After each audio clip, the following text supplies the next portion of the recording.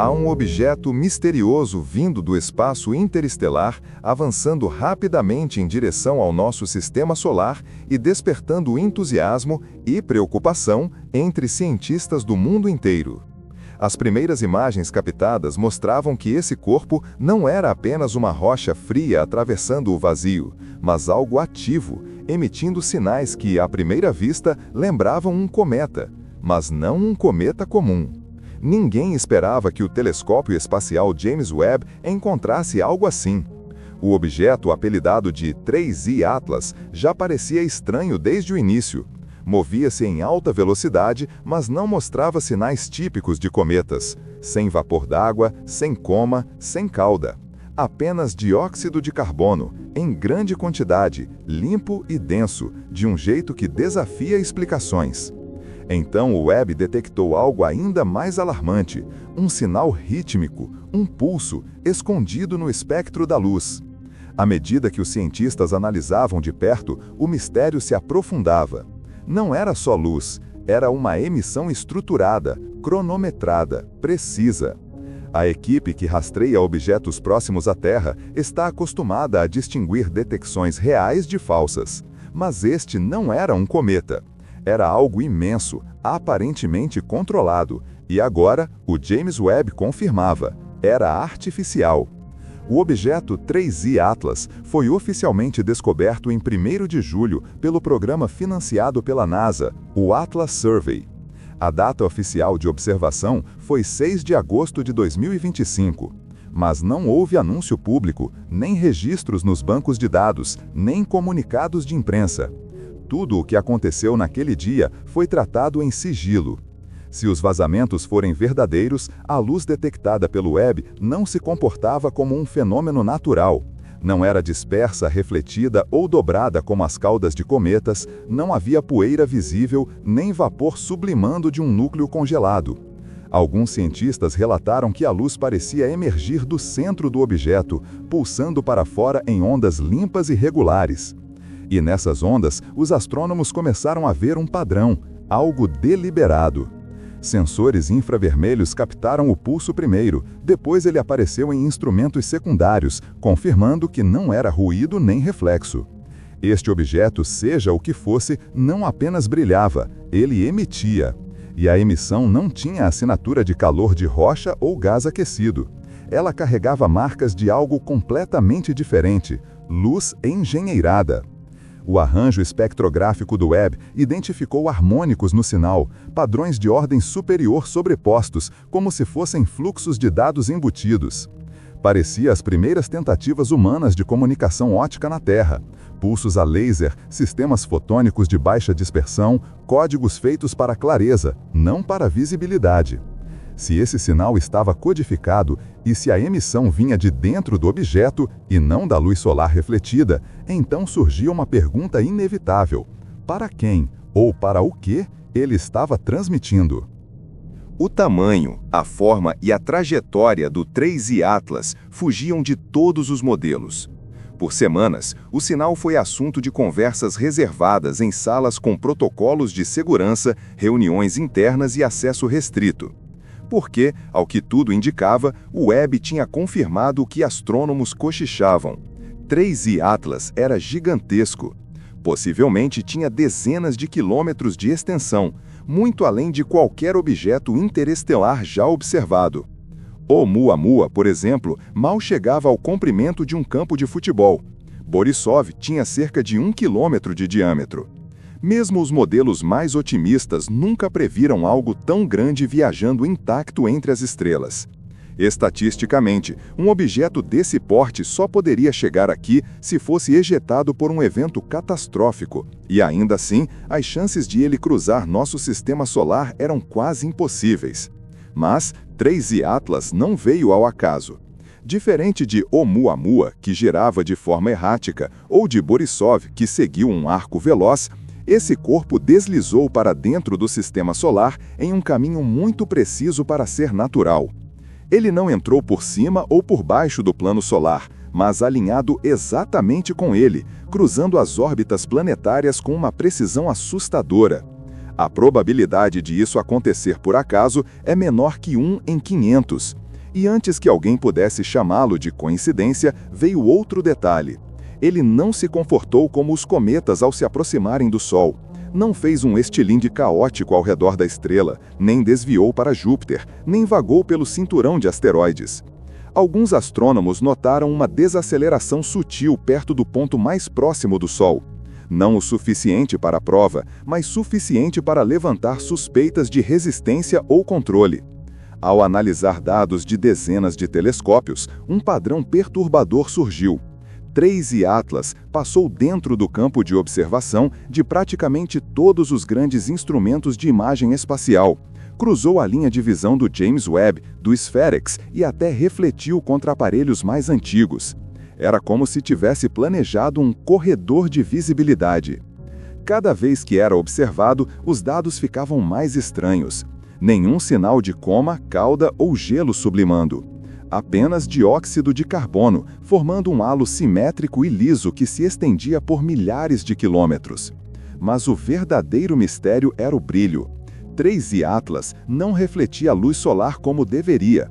Sua luminosidade vinha de dentro.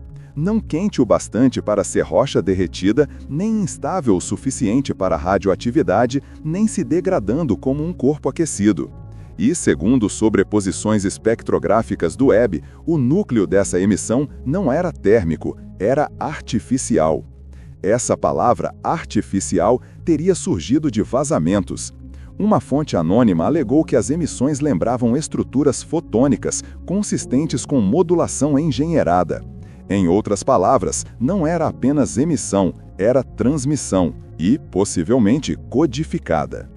Se um objeto do tamanho de uma montanha consegue transmitir luz estruturada enquanto mantém um halo estável de dióxido de carbono e viaja por uma rota improvável que cruza cada grande observatório, então não se pode mais chamá-lo de cometa, nem de asteroide, nem de visitante.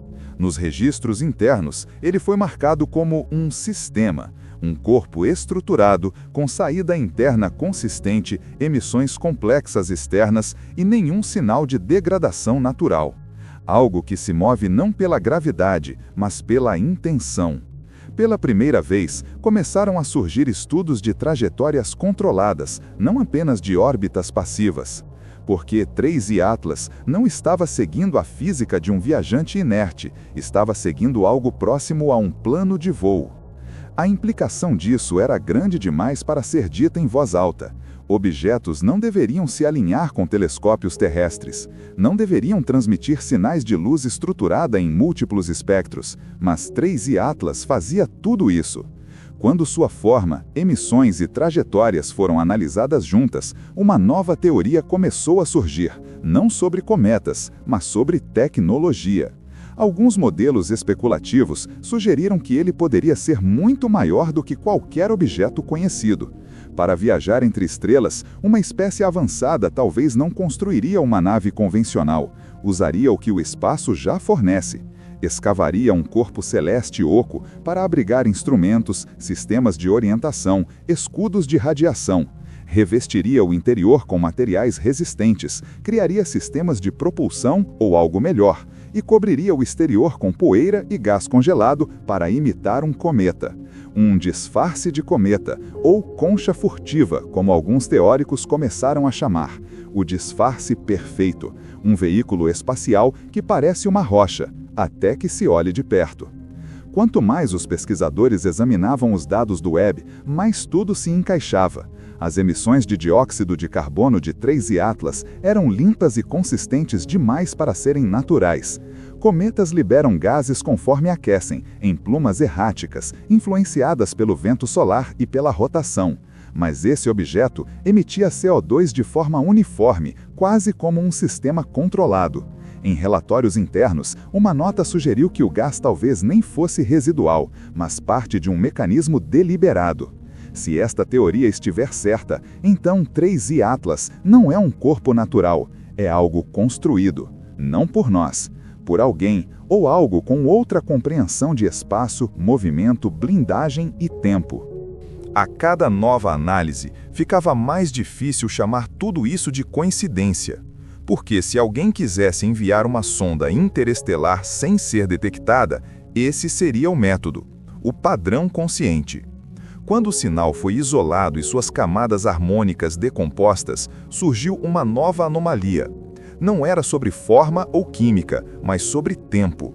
Escondido e sob a frequência primária, estavam pulsos baseados em uma estrutura matemática universalmente reconhecível, números primos.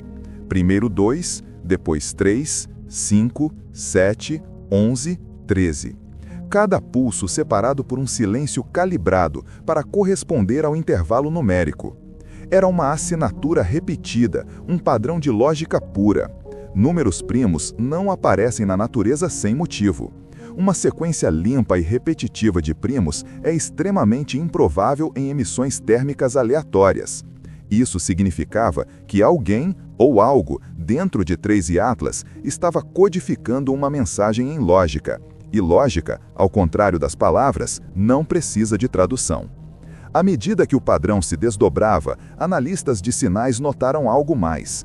As pausas entre as cadeias de números primos não eram uniformes. Eram variáveis, reativas, mudavam dependendo do momento em que o objeto era observado e, às vezes, pareciam se ajustar em resposta a sinais vindos da Terra. Para alguns, isso era ruído, para outros, era comportamento. Esse tipo de comportamento não pertence a uma rocha nem a um cometa, nem a uma máquina cega. Pertence a algo que sabe que está sendo observado e, mais inquietante, a algo que só fala quando decide falar. Quando essa conclusão chegou ao Conselho Interno, já circulava entre engenheiros do Webb e analistas orbitais a suspeita de que o objeto, apesar da distância e do disfarce, não apenas transmitia em direção à Terra, mas também nos observava. Se você tem um objeto capaz de ajustar seu comportamento quando monitorado e emitir pulsos internos, então tem algo consciente, calculado e extremamente preciso. Nesse ponto, a questão deixou de ser científica e passou a ser estratégica. A informação chegou às mãos do Comando de Defesa. Em menos de 48 horas, antes que jornalistas rastreassem os vazamentos, antes que os astrônomos chegassem a um consenso, 3 Atlas havia sido reclassificado secretamente. Não era mais tratado como visitante interestelar nem como cometa. Era tratado como um sistema controlado. O acesso a dados foi restringido. Prioridades foram mudadas e, de maneira silenciosa, o Departamento de Defesa dos Estados Unidos lançou em órbita baixa uma aeronave espacial militar não tripulada, sem anúncio público, sem imagens na televisão.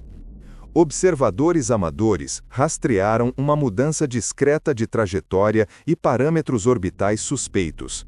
Não se sabe se essa missão tinha relação direta com 3 Atlas, mas seu comportamento sugeria que não era apenas para observar, era para se preparar, interceptar, neutralizar, seguir. Fora dos círculos militares, ninguém sabe, mas às vezes o silêncio diz mais do que qualquer comunicado. Para o público, a história oficial permaneceu. Era um cometa rápido, anômalo, mas não preocupante. Único, mas não sem precedentes. Nos bastidores, ele era tratado como uma ameaça potencial. Conforme os dados do sinal foram analisados por biofísicos, algo ainda mais perturbador surgiu. Nas ondas, padrões que lembravam estruturas genéticas começaram a aparecer. Sequências que imitavam o modo como o DNA codifica instruções. Espirais que se desdobravam digitalmente, tríades e códons semelhantes a sequências regulatórias encontradas em células eucarióticas. E o mais alarmante, algumas dessas sequências lembravam o nosso próprio DNA. Embora a parte pudesse ser coincidência matemática, a reconstrução completa parecia precisa demais para ignorar. O sinal não era apenas uma mensagem, era uma mensagem sobre nós. Cada explicação científica desmoronava diante das contradições. A química não batia com perfis de cometa. A trajetória não correspondia a comportamentos gravitacionais esperados. As emissões não eram naturais. A contagem regressiva do sinal não era coincidência. E os ecos genéticos enterrados nas ondas destruíam de vez a ideia de que 3 Atlas fosse inerte. Surgiu então uma teoria ainda mais inquietante. Talvez não fosse apenas uma máquina, talvez fosse algo vivo. O objeto não usava ótica convencional, não refletia imagens nem tinha lentes aparentes, mas reagia à observação, pausava quando rastreado, mudava de frequência quando a Terra respondia, e em uma emissão final fez algo que nenhum corpo natural deveria fazer: projetou uma sombra que não vinha do Sol. Dados infravermelhos revelaram um efeito de autossombreamento, um halo que se movia independentemente dos ângulos solares, como se controlasse a própria aparência. Quando os últimos espectrogramas de 3I Atlas foram convertidos e alinhados com mapas estelares, as emissões formaram um padrão apontando não para a Via Láctea, mas para além dela. Especificamente para a Galáxia do Triângulo, a mais de 2 milhões de anos-luz da Terra. Dali, uma linha parecia se estender até aqui, e esse arco terminava exatamente onde 3I Atlas estava agora. Que tipo de inteligência atravessa galáxias assim? Cientistas começaram a suspeitar que 3I Atlas não era um instrumento construído por outra espécie, mas uma forma de inteligência não biológica em si mesma, algo que evoluiu por sistemas. Se isso for verdade, não estamos presenciando o começo de algo, estamos presenciando o fechamento de um ciclo iniciado muito antes de termos ferramentas para reconhecê-lo.